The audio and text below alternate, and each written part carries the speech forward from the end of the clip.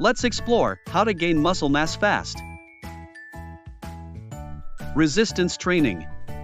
Incorporate resistance training into your routine, at least 3 to 4 times per week.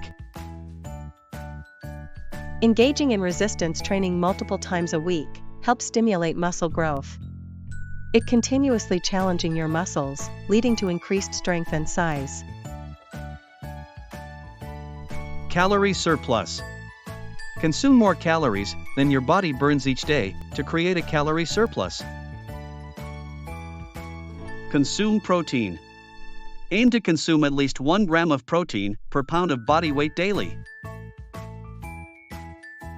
Protein is crucial for muscle repair and growth. Recover time. Allow your muscles time to recover and grow between workouts. Recovery is essential for muscle growth. Recap all 4 rules again.